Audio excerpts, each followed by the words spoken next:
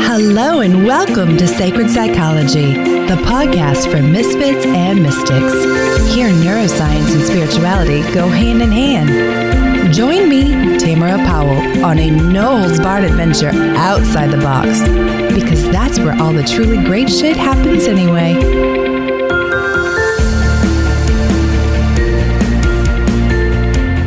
Welcome back to Sacred Psychology. I'm your host, Tamara Powell.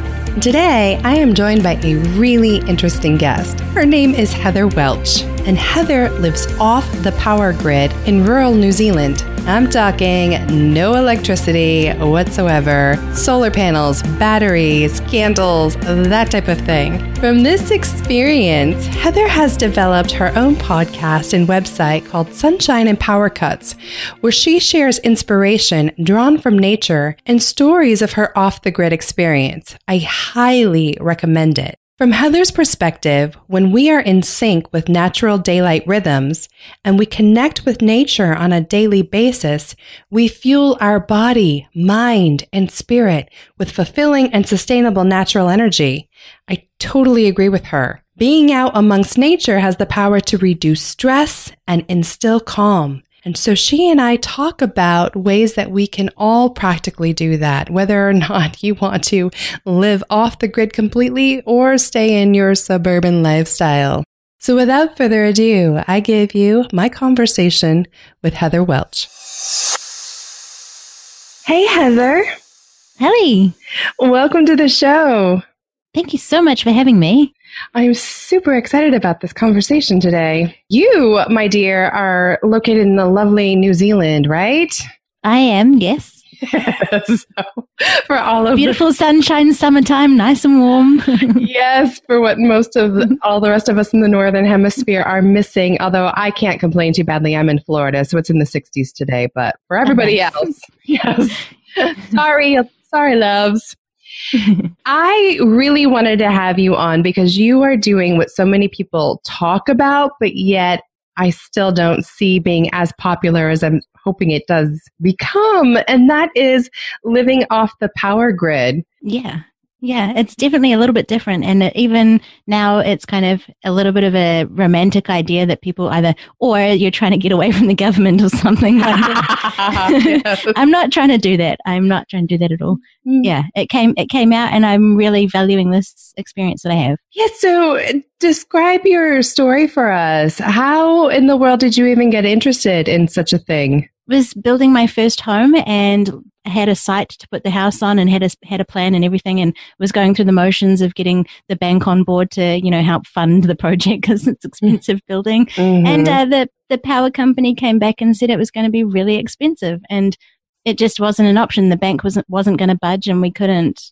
There wasn't a time frame. We were kind of under pressure to get the build finished, so we had to look at our alternatives. And so. Yeah. Off the grid with your own natural solar power became a really good option. Yeah, it did. And I don't live in the most sunny place in New Zealand, which is a challenge in itself.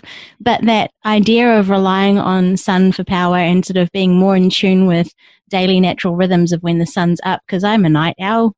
So I've kind of had to refigure the way I do things to fit it in within sunshine hours. And then it got me thinking about how that affects my wellness and how I'm coping with the challenges I've got and everything like that. So, yeah. Oh my goodness, there's already so many directions I want to take this.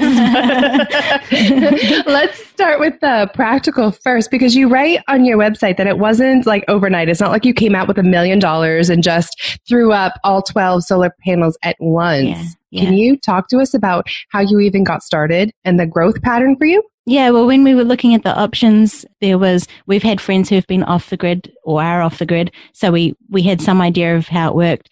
But then looking into what would work here, and solar panels was going to be the way to go. But again, we didn't have the budget, so we just decided we'd start with one solar panel and one battery and see how it went. We didn't bring in a whole lot of appliances and things into the house because it was a new build, so we could filter all of that clutter and excess stuff out of our life before we moved in, which helped. Yeah. And then we've had a long game goal anyway. So we knew that we'd be starting small, it would be hard, and we'd build up over time and just add to the system. So would you describe yourself as somewhat of a minimalist or essentialist? I'd love to be a bit more. I seem to have cluttered up my life again with all this stuff. I think in the beginning, it was that amazing feeling where, you know, you're powering yourself, you're generating your own power, and that is a huge sense of accomplishment. For sure. And building the new house, my house was pretty clutter-free and minimalist and really nice. And then as you get comfortable in life and you right. attract all sorts of things to you, and it kind of got a bit cluttered again. So I definitely need to do a spring clean in that area. But it seems like at heart, though, that you have this real desire for simplicity and keeping things natural. Yeah, I think I've been asked just recently if I were to go back on the grid, and even if they've given me all sorts of great options of what I could get out of it if I got reconnected. But at the end of the day, I don't want that taken away. Sometimes it's hard, yes, but I really value the being conservative, and it's not so much the eco-friendly thing. That's you know, I'm not out. It's not all about the environment. Mm-hmm. Oh, I care about the environment. I definitely do. But I am probably still more of a consumer than I am an eco warrior. But I definitely, that is important. I actually admire that about you. I admire that you draw attention to, like, yes, we all think, well, most of us, if you're a kind human being, you care about the environment, but you also point to, there's this beautiful, and now I'm putting words in your mouth, but you know, you can suss it back out if you need to, but there's this beautiful like communion that happens between you and the natural rhythms around you. Yeah. Yeah. And I struggled with my wellness before I went off the grid, and then it sort of got even more challenged, having less power available and being so restricted in what I could do. It's still not incredibly comfortable where I'm at now with the system. So having that, reframing it in my mind and looking at it, the fact that the sun comes out and it gives me this power that I am so grateful for, and all these other examples of empowerment in nature that I can see, just having that in my keeping it at the forefront of my mind has been an incredible journey. Yeah, especially for someone as a night owl, who identifies as a night owl. I can imagine that gets tricky. And so you talk about something I actually hadn't thought about, and I feel a little naive for not thinking about this, about how you actually can store some of that power for later and then use it. I guess I was still thinking like 1800 style, the sun comes up and okay, great. As long as it's there, I can have, run my stuff or whatever. But it did not occur to me for some reason that you could actually put that in a battery somewhere. Yeah. The batteries are great, but then still, if you deplete that by doing too much at night, you're kind of setting yourself up to make it harder the next day, or you just have to wait a little bit longer for the sun to come out and recharge it all. But with technology and all the conveniences of everything, you can be switched on and you could work like people who do shift work. You can work at night with all the lights on and kind of defeat the purpose of that natural rhythm. But then eventually you get to the point where you get burnt out because your body's out of sync. And there was some research done where they put some person in like a cave or somewhere really dark for ages, and it didn't take them long to bounce back once their body actually was exposed to natural daylight again, for them to sort of resync their circadian rhythm. And it was very interesting. So I kind of have taken that on board now. So talk about priorities then. You've had to really pay attention closer than I think the rest of us take for granted as to what do I want to get done during the day. Yeah, I think about it all the time. It consumes a lot of my thought patterns for the day. Yeah. I actually think there's a great lesson in there for the rest of us who are just kind of mindless about things. It does. It has helped with my mindfulness journey, like being here right now and where I'm at and what I can do right now. Yeah. Yeah, I bet it's very present focused, and you literally have extra incentives to stay present focused and well, I guess slightly future focused too, because you have to divide your day up. Yeah. I think that's the other thing too, is not getting too caught up in the right here and right now, because if it's too close, it feels like very overwhelming and it's like can drag you down pretty fast. So yeah, I think being able to be here, but also just thinking forward a little bit and notice, like if you keep an eye on the weather and you know that tomorrow is going to be a sunny day, well, it's like the quote that goes, even the darkest night will end and the sun will rise. I think that's by Victor Hugo. So, yeah. Yeah, total swoon on that one. I got plenty of them. Yeah, I noticed your website is, if you haven't checked it out, sunshineandpowercuts.com will be in the show notes. You need to. She does have amazing quotes on there. And it made me go, wow, as much of a city girl or suburban girl I am, I think there is definitely something to being more mindful about such things and taking a look at, why is this a priority for me? Or am I just cluttering my day up energetically with shit I really don't care about? I'm just on autopilot.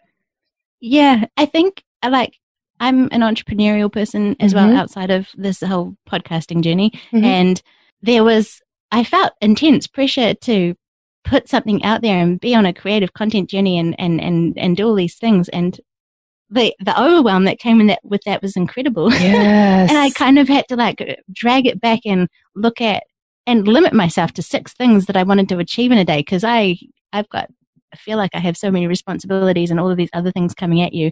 To add something else to the mix was just incredibly overwhelming. And then literally just reining it back and keeping it simple, and just like what I do at home here, keeping it simple. I don't have a huge number of tech things that I do to help manage it, but just keeping it simple, it makes a difference. Oh, that speaks to my soul. At my core, I really do love the essentialism movement of what's important right now. And as someone who's also very multi-passionate, just paying attention to, am I accidentally cluttering my plate with too much that, just because I can do it doesn't mean I need to or should. Yeah, that's right.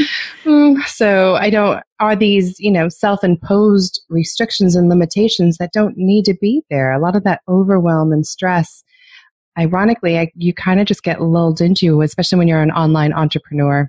Yeah. Like more, better, faster. And it's just a rat race that there's no end to if we're not careful. No. Yeah. But I think that's what I've kind of tried to, when I looked at this whole podcast journey, to share this story, because there was the imposter syndrome too. That was a huge thing for me. That came in. Who are you to be telling your story? But then it was each of us has our own unique story to tell, and we have our own voice that we tell it in. And I think that's really important to remember. And I set up my show slightly different to a lot of other shows, and it's got this kind of unique twist with having 2 different episode types, and I can draw on all the things that are important to me in the wellness side of it, then have that conversational outlet in the PowerCut episodes, which tie in together, but could be totally separate shows if they wanted to be. Yeah. And I kind of, for me, it fulfills that need of the all sides of me, which is really awesome. Yes. And giving yourself permission to fuel multiple sides of you, I think, is very helpful. Yeah. So you mentioned I'm guessing that there's a husband in the picture? Yeah, there is. Did the going off the grid impact your relationship at all? Did you notice a change as far as you had more time to hang out together, or was it stressful at all having to work through these things? We've had date night trying to fix the generator at midnight. That's exactly what I was thinking.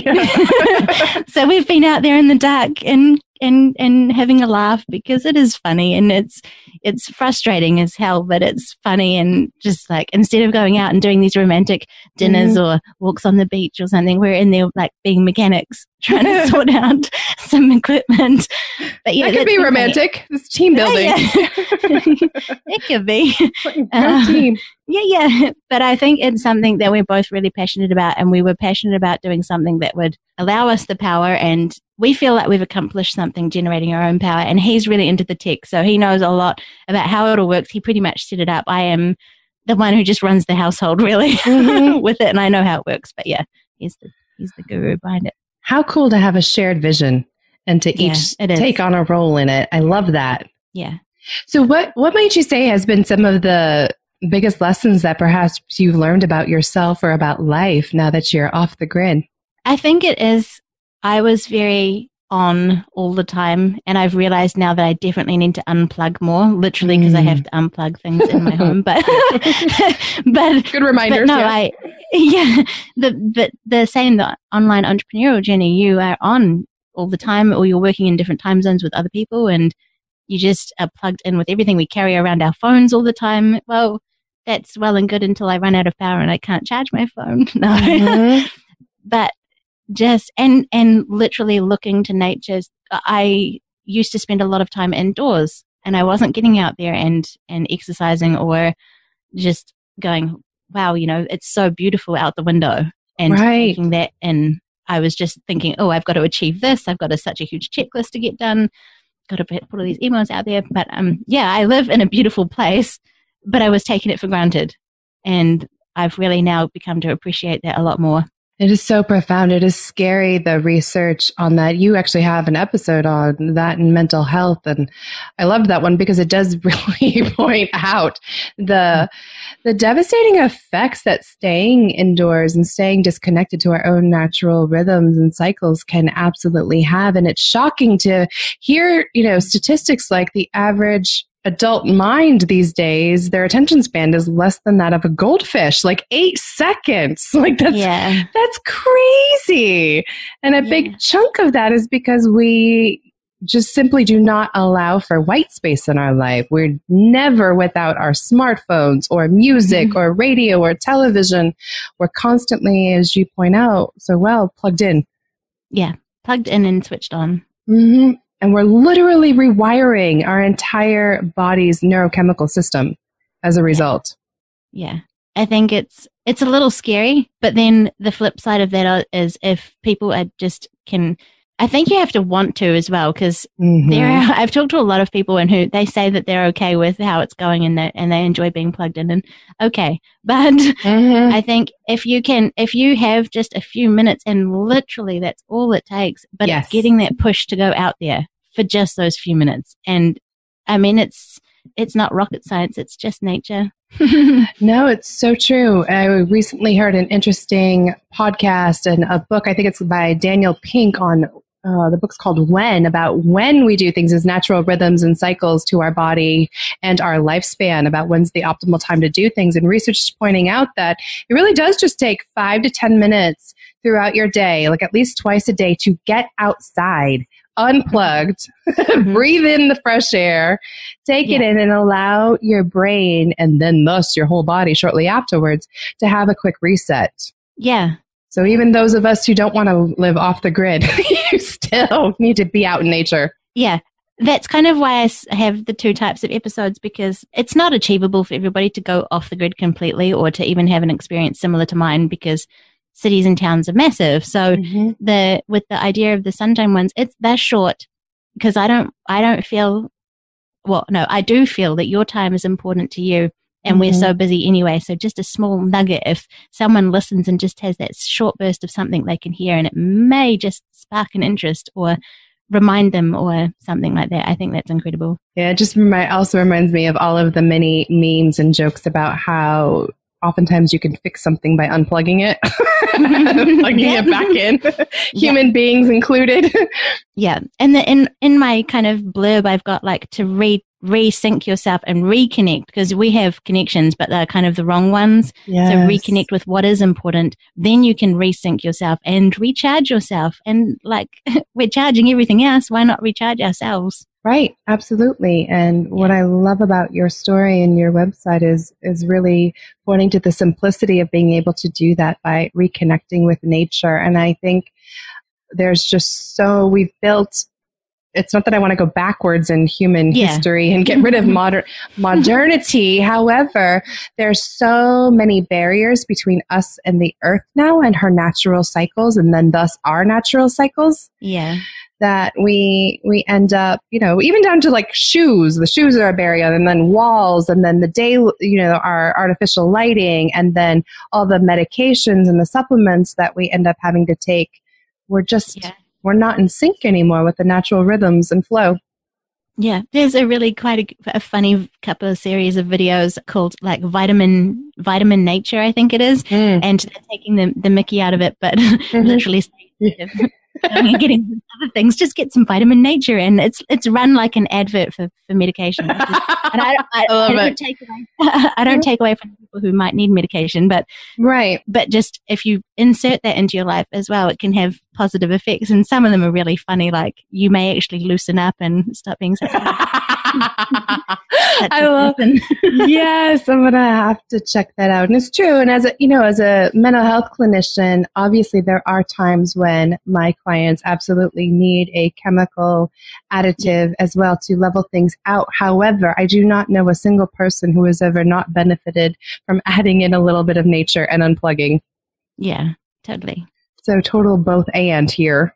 So talk to me then perhaps a little bit about what you have noticed with your own, biorhythms and overall health and wellness, because I know it's a big passion subject for you in making this change. I think I struggled so back in 2009 was when I was building, 2011 was when I finished and moved in and started this journey. And as I said, I struggled with wellness before that, and it got even harder in the winter times because that's when we have less power. Yes. But then it got to the point where last year I really felt the need that I needed to put the things that were challenging me into something purposeful to help get through it. And because I was pretty depressed.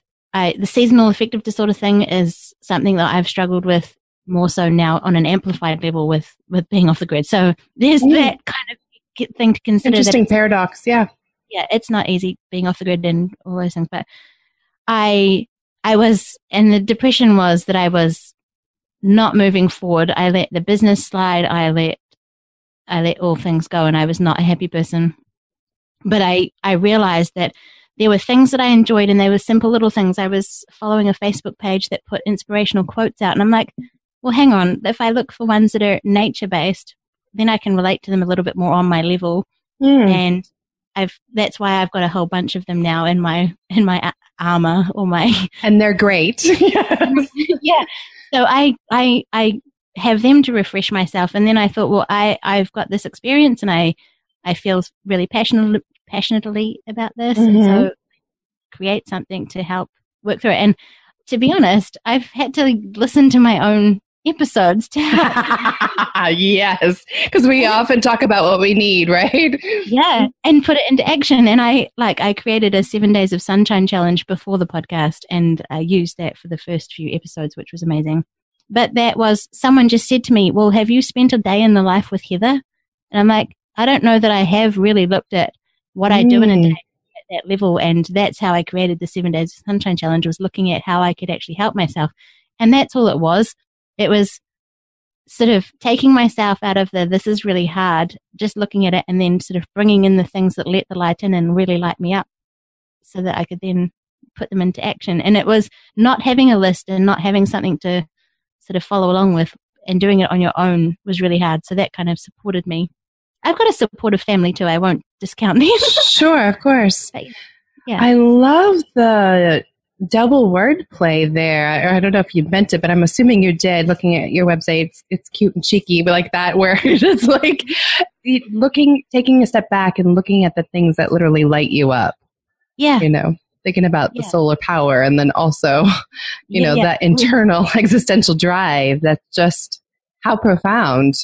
Yeah, that's my play on the word empowered as well. That's why the EM is in square brackets, empowered, because I am powered by the sun, but I'm empowered by nature also. So that's what I meant. I love it. It's cheeky. Yeah, I like that too. And I think when it's really hard to get to the point, I feel that to take that on and know that you can do something yourself.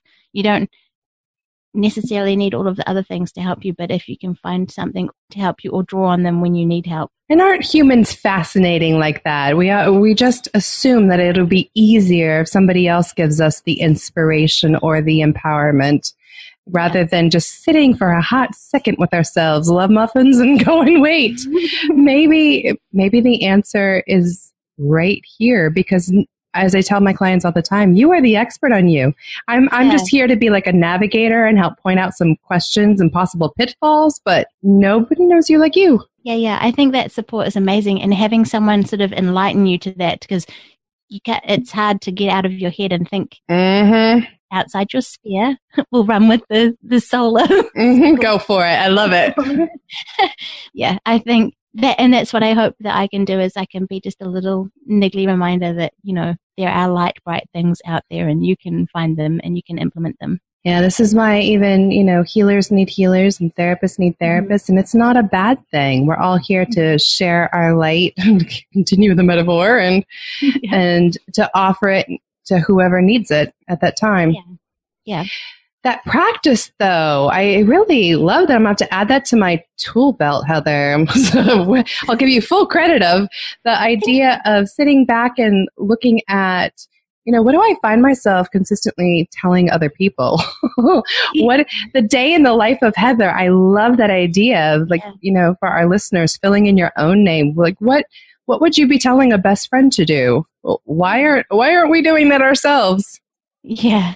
I also had a bit of a coaching call at the end of last year because I was feeling a bit burnt out. I had two. One was on the podcast for that direction because I kind of was feeling swamped by it all. Sure. And the second one was sort of more a self-love, a self-care one. And she said to me that find the things that honor you. Ooh. And that to me, I had the most amazing day after that. I felt so at peace. So happy. And I'd actually done it without realizing it before I hopped on the call with her. I had used like this amazing apricot facial scrub. And I was like, this smells amazing. I'm going to do this before I hop on the call. I didn't need to look pretty, but I just was did this one self-care thing. And then talking with her, and she was saying kind of like my idea of having what lights you up and being able to draw on those when it gets a little bit dark. But hers was just honoring yourself. And that way you can then, you have more to give, because I love giving. I love being all that I can for everybody else, and I was forgetting about me. Yeah, you got to be fueled up first. Yeah. I love the energy of that word. I've never heard it that way, ironically, of, what honors you, because it really speaks to, I can't help but the therapist in me goes, that also means cutting off things at times and boundaries, because some things aren't honoring to ourselves. It may mean stepping away from the cheeseburger or the toxic relationship. So there's so many directions that you could even go with that, right down to the apricot scrub. I love that. Yeah. It also reminds me of the book that I probably could say it, but I'm not, because a lot of people hate the word. The P Word, referring to a specific female anatomy part by Regina Thomas-Hauer, I think it is. She has this practice of same thing of asking herself like what lights her up. But when she does it, because she's all into sexuality, she actually holds her hand over her female blossom and asks, what do I want right now? And then following it to include like what types of clothing make me feel good and confident today, and what types of food, or do I want a bath rather than a shower? So how could you honor yourself today? That is so lovely. Yeah, I think it's bringing it back to the very smallest things, because nature is a culmination of all sorts, and so is our wellness. It's a culmination of little things over time that help us thrive in life. And so when you can take away the overwhelm of thinking that it has to be big things that you have to do, and it just, and that's what the hell bringing it back to nature. I'm looking out the window right now and I can see lots of plants that are growing good on them that are weeds, and they're just growing up out of nothing. And so a small reminder that, there's you can do it. Yeah, no matter where you are. Despite the adversity, We've all seen the dandelion coming up through the concrete. Yeah. The little African violets or the posies. I love that visual, that no matter where you are, there's always something small you could be honoring yourself, taking that first baby step. Yeah. It doesn't have to be so complicated, because you're right. So many women, especially, I feel, put off their self-care until they can go get a full body massage or manicure and pedicure. And it doesn't need to be that complicated. It comes down to which is a better decision for me right now, this or this. Yeah. Love that. Heather, if you could offer the world one wish, what would you want them to know about this life that they're living? That it's of value. That their life is of value, and it means something to them or to someone else, because that's what I've noticed with all these connections I've made in podcasting, particularly because I've kind of before that I was sort of at home, and I live rurally, so I don't really interact with a whole bunch of people. Yeah. But then I've had, and this, I don't mean to sound like I'm tooting my own horn, because I'm not, but someone has said to me recently, like, my show has reached people that I didn't think it would reach. My idea of my audience was totally different. But I've had people say that it's been a little light in their life And that's what I want to do. That's something that I hold dear. I want people, I want to be of value to the world, and I want to shine bright. And I think that's what I would give, the message I would want other people to know, is that they can shine bright too. I love that. I have nothing to add to that. So beautiful. Where can people find you if they want to learn more about you and your journey and your podcast? You can find on my website, www.sunshineandpowercuts.com. You can find a bit of my backstory, and then the links to the episodes are on the Be Inspired page, and there's how to subscribe. And then if you want to have a conversation with me, I'm on Twitter at SunPowerPod. Love it. Thank you so much, Heather. You really are a bright spot in my day, and I can't wait to share you with the rest of the world. Thank you so much for this opportunity to talk with you.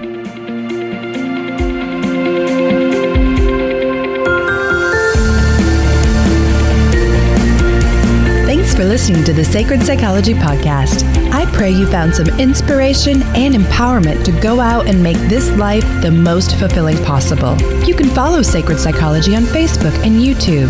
If you haven't yet, please go to Apple Podcasts and subscribe, rate, and review this podcast. Tag us on social media and let us know what you think as well. Please note that the information provided is not meant to convey professional, psychological, or medical advice. If you could use such services, I highly recommend seeking them out from someone you trust. To get in touch with me personally or to see how we might work together, please check out ariatherapy.com or talesfromatrapezoid.com. Until next time, everyone.